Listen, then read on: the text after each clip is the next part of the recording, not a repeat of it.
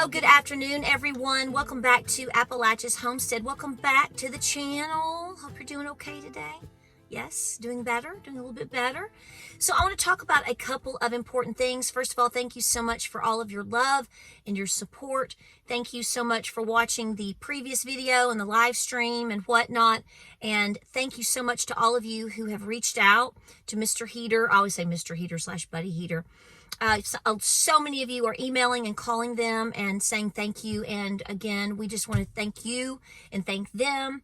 And we just love everybody. We want to thank everyone that's honestly putting their best foot forward to be helpful and positive and supportive throughout this entire disaster that we have obviously endured, all of us together. I mean, even if you're not here, you're seeing it. You may have already had another experience. We have a lot of folks that chime in from Florida or that have been through tornadoes, or the folks that, a lot of you guys out in Texas, remember that? You guys are the reason that I finally bit the bullet and got a wood cook stove in my house. I put off everything in the world and I said, yep, we're going to expand on this. So we were fortunate that we already had, an insert and a fireplace and whatnot at this house. But I left my other wood stove, I left at the other homestead. So I said, that's it. And it took months to get it, but you were the reason, because here's what I'm going to get at in this entire video. I didn't experience, and obviously anybody that wasn't in Texas at the time, almost 3 years ago, in that time frame, it didn't take a whole lot of rocket science to go, look what these people are enduring. What if that ever happened here? I better get my bahootie in gear to do whatever I can to prepare. So that's going to be the theme of this video, and I'm going to talk about some things. Some of them you're probably not going to be surprised by, and there might be a tidbit or two that you are. So listen, just keep doing the best that you can, and please comment down below, because your experiences is what people are seeking out. People want to help the people. People want help from the people. We want a united front in understanding what it takes to be as prepared as possible and why that matters. First things first, I want to say this. What I'm going to talk about in this video is obviously not going to pertain to someone, like I've said in recent videos already.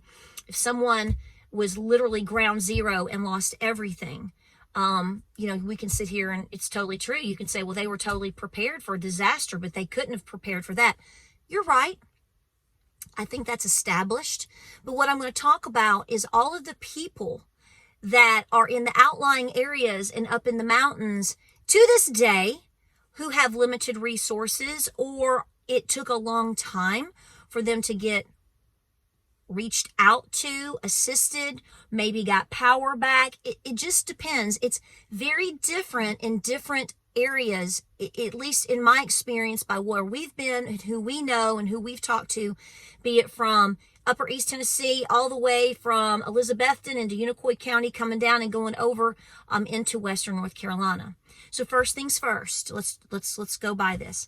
I hope and pray that you are not an individual that is going to be sitting around and waiting for someone to rescue you. Here's the bottom line. The people that were the first responders, which were the people in my mind, that were on boots on the ground first to really get in there and help you, or help people per se. When did they arrive? And depending on where you are, how long did it take for them to get there, to get to you? Let me give you a case in point. I talked about this 2 weeks ago, and I'll mention it again in case you missed it, or I will refresh this. So as you know, I know folks that live in outside of Spruce Pine. And we finally got a hold of them the Thursday. You hear my cows? They're ready for supper, y'all. The Thursday after Helene. So Helene happened basically in our area Friday the 27th. We'd already had a whole lot of rain, but what you are relating to in terms of it being Helene obviously happened Friday and carried into Friday evening and Friday night. All the devastation in Western North Carolina and into East Tennessee, be it the French Broad, be it the Nolichucky, et cetera, et cetera. Okay, so That's when it happened, Friday. The individuals that I'm talking about did not get any help, have anybody come check on them until the following, actually, it was the following Friday morning. We spoke with them on the following Thursday night with really sketchy service. Someone I knew or I know and love that is in a different county over there I was talking about it, telling her what was going on, and she said, give me their name and the address. She passed it to local authorities. At that time, we know that the National Guard was on the ground at that time. Here's the point that I'm making, though. And the National Guard went up there the next day. Helene happened Friday the 27th. The National Guard, and I'm not knocking down on the National Guard, okay? What I'm just saying is that's how long it took for them to pull up into their area, where their neighborhood-esque mountain home area. Are you okay? Folks, that took 7 days, virtually. Now, lucky for these folks, they were okay. Obviously, they were not too close to the river. Their home is maintained, but they didn't have any water. They didn't have any electricity. They were the only ones around. They were having to be on 24/7 patrol and, trying to stay safe and making sure nobody dangerous came around. So we're talking about 6 to 7 days of eating MREs. They had stored water. They had no electricity. They had to do they were beyond camping and beyond in self-defense mode. Because I spoke to them late Thursday. I passed their address. She contacted me the following night, 24 hours later, and said, did you send the National Guard? And I said, I guess I did. Again, not knocking on the National Guard. You have to remember that when these things happen, and we're learning it firsthand here, guys, big time, by watching, being boots on the ground, by listening to the people, et cetera, which I know a lot of these stories you may or may not be hearing because, well, who's telling you? Again, it's the TikTokers and the YouTubers. And my point is these people were not completely taken out by, obviously, complete devastation, but they were living in it during that time period. No one helped them. There was no one to help them. A lot of people had evacuated. They stayed because they felt they wanted to protect their home. Right or wrong decision is not the point. Things can happen and you couldn't evacuate in time. That happened a lot for people too. Things moved and happened so fast, okay, that they had no way to evacuate. Or by the time they could evacuate, they couldn't get out. So they were there, right? They were there. But that's how long it took for them to be checked on. And fortunately, they were okay. And they were able to move the National Guard on and out up through the mountain to say, go check on this location. They were able to assist. So they had sustained. They were safe. They had protected themselves, their home and the neighbor's home, from what I understand, et cetera, and they clearly made it because they were prepared. And since then, they've gone and gotten more things to help them out, themselves out. They've gotten a generator. They've done a lot more basic preparations in case they need it and for any future disaster problems, okay? So here's what I'm going to say to you. If you're waiting on help, how much help are you really going to get? And how long is it going to take for them to get to you? Let me tell you something right now. I haven't said this yet. Haven't really had a chance to, so we'll talk about it right now. James and I have been in multiple locations. It will be 3 weeks tomorrow since Helene hit. We've been at several locations, and we've talked to quite a few people. And we spoke with, and there were other people that heard what I'm about to tell you as well, but we spoke with a volunteer or / worker in one of the relief centers. And I specifically asked them, have you by chance, you don't have to answer the question, but have you by chance seen any specialized agencies? Have they been here to help you or to do anything, deliver anything, ask questions 2 weeks after the disaster? And the answer was no. The answer was no, they haven't been here. And then it turned to, well, now wait a second. So our ears perked up. And they said they didn't show up, obviously, but they sent us some boxes. And we were like, oh, okay. And when you opened the boxes, they were little food kits for chicken salad. I know, just for you, I know you're already going, what the H? I know. I said, they sent you what?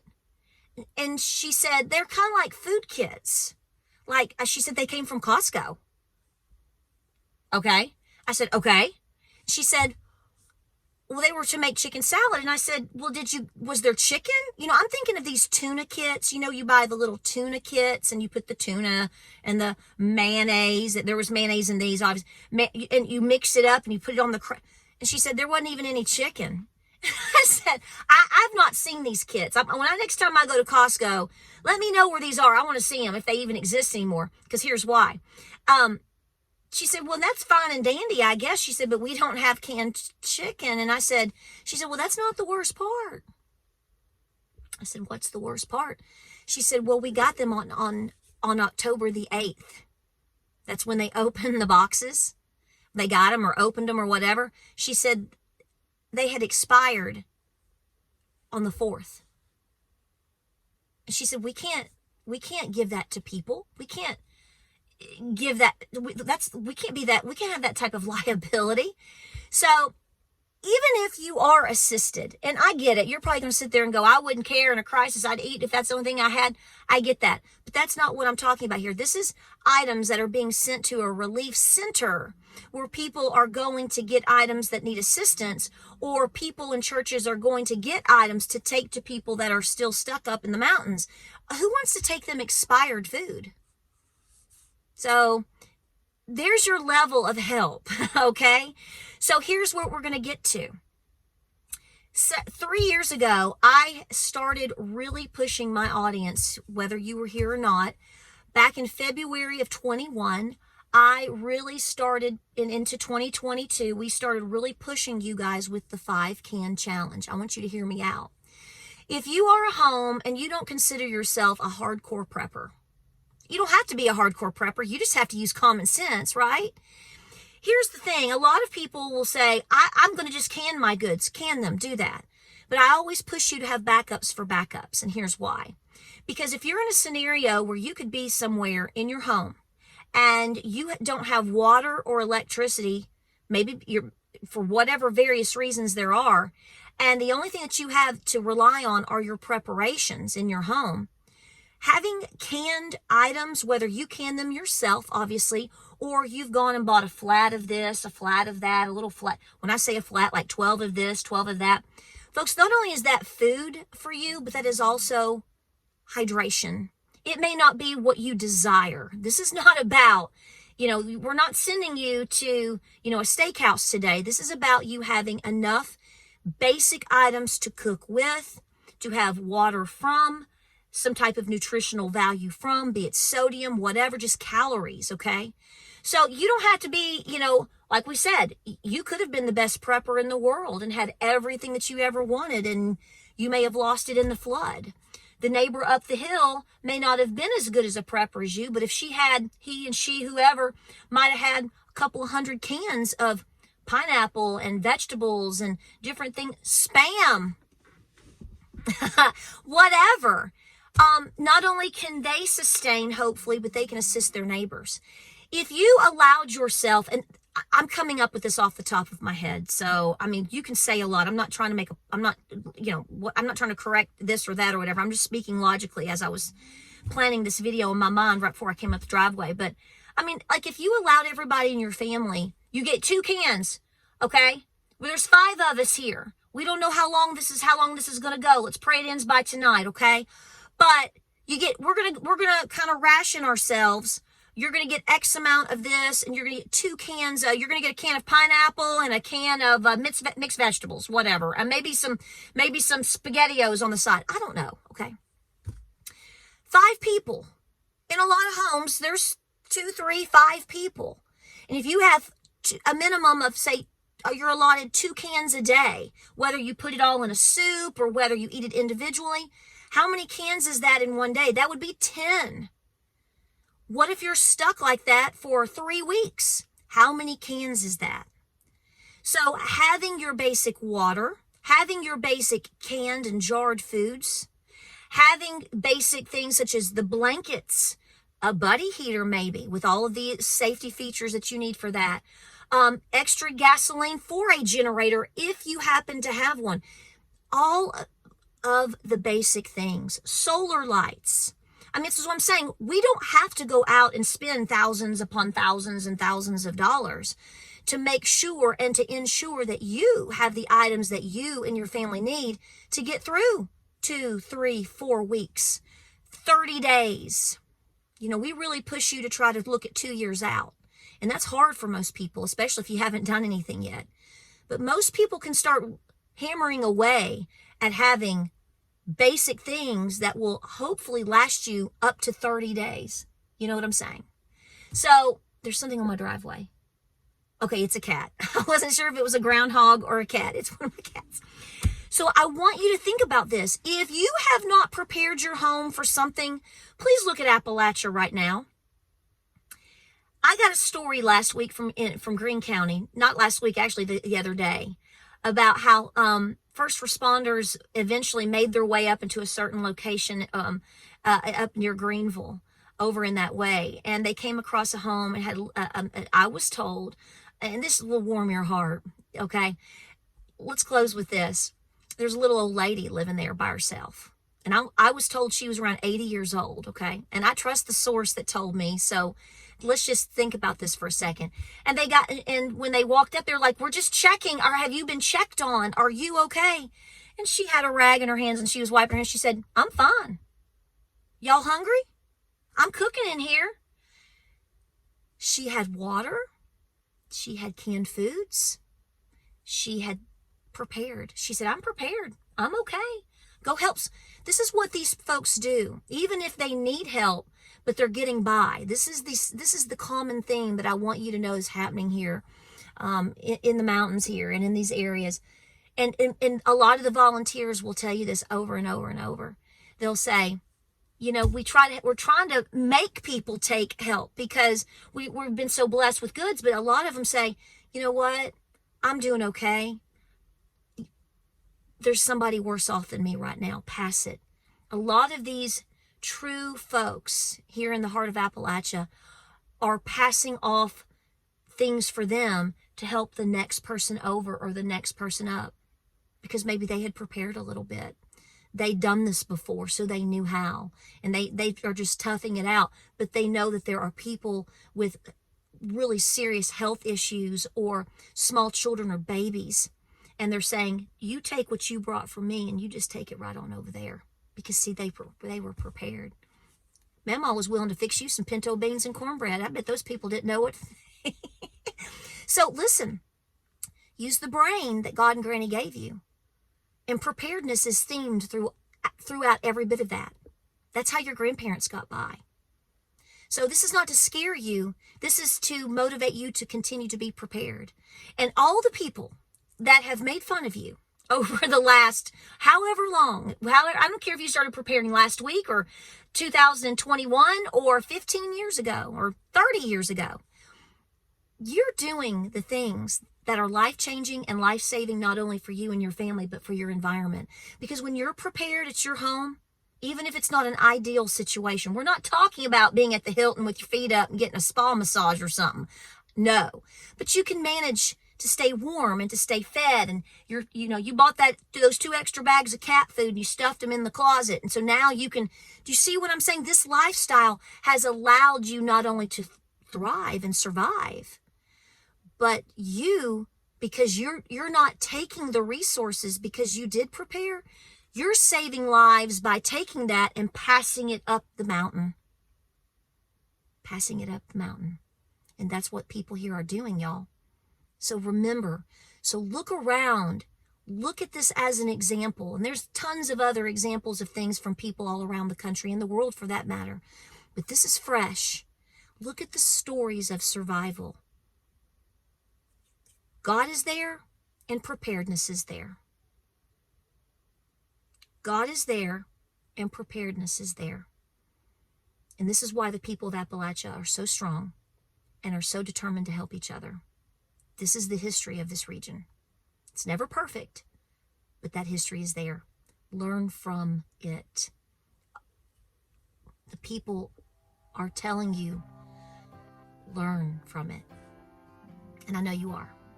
Like, subscribe, and share. Pray, prep, and please be peaceful. We're in the toughest time, I think, that one of the toughest times that I think that this country has ever seen. And you know, personally, I believe that it could get worse before it gets better. So therefore, because you can't predict the future just like I can't, there is one common theme: God and preparedness. They're not going to fail you. So get busy. Guys, I love you. More videos coming your way. Stay warm and well out there. And thank you so much for all of your donations and your support and for just being kind right now.